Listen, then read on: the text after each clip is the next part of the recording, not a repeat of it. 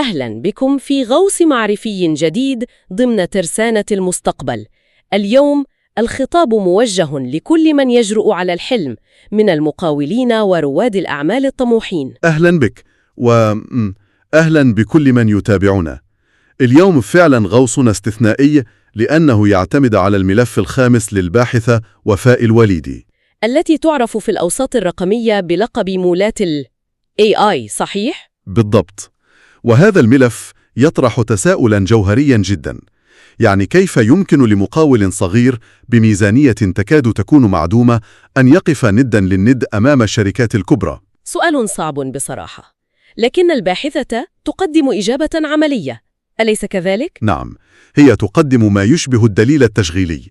مهمتنا اليوم هي استكشاف هذا الدليل الذي يثبت أن ريادة الأعمال اليوم لم تعد تعتمد على كثرة الموظفين، بل تعتمد على ما أسمته بذكاء الأتمتة. تماماً، يعني أن تمتلك جيشاً من الروبوتات يعمل بصمت في الكواليس لتقليل أي جهد فردي ضائع. طيب، لندخل في صلب الموضوع. القسم الأول من بحثها يركز على بوصلة التخطيط ونهاية التخبط، يعني قبل بناء أي شيء كيف نتجنب العشوائية. شوف، البدايات دائماً مليئة بالتخبط، لكن وفاء تستعرض أدوات مثل آب ماتريكس وآيديا بادي.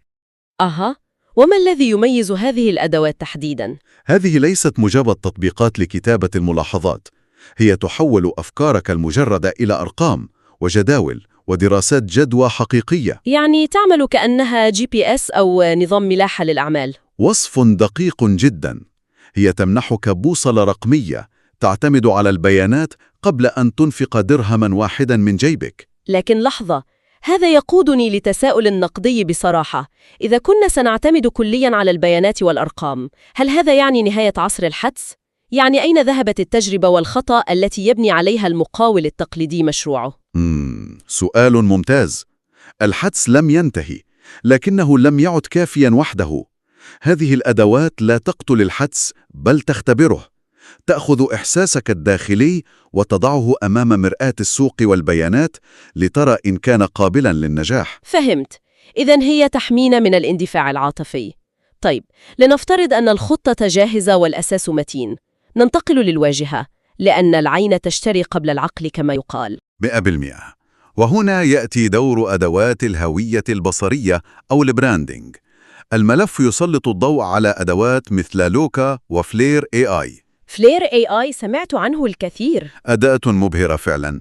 الباحثة توضح كيف يمكن لهذه الأداة أن تأخذ صورة منتج بسيط جدا وتجعله يبدو وكأنه صور في أفخم استوديوهات باريس. واو، يعني تمنح المقاول هيبة وفخامة عالمية بأدوات بسيطة. بالضبط، لم تعد بحاجة لميزانيات تسويق ضخمة لتبدو محترفاً. بس تفصيلة صغيرة هنا، إذا كان الجميع، يعني كل الشركات الناشئة، ستستخدم نفس أدوات الذكاء الاصطناعي هذه للتصميم، كيف ستحافظ أي علامة تجارية على بصمتها الفريدة؟ ألن نقع في فخ التشابه التام؟ هذا هو التحدي الحقيقي. الأداة تعطيك الجودة، لكن الروح تأتي منك أنت. المقاول الذكي هو من يعرف كيف يوجه الذكاء الاصطناعي ليعكس قصة علامته التجارية. يعني الأداة فرشاة وأنت الرسام. جميل. الآن الواجهة الجميلة ستجذب الزبائن بالتأكيد، لكن إدارة هؤلاء الزبائن والوقت هي التحدي التشغيلي الصعب.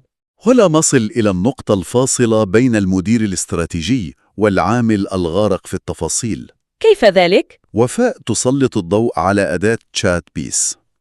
هذه الأداة تجيب على استفسارات الزبائن بالنيابة عنك وعلى مدار الساعة وباحترافية عالية. ممتاز. وماذا عن العمليات الداخلية؟ هنا يأتي دور أداة إنات.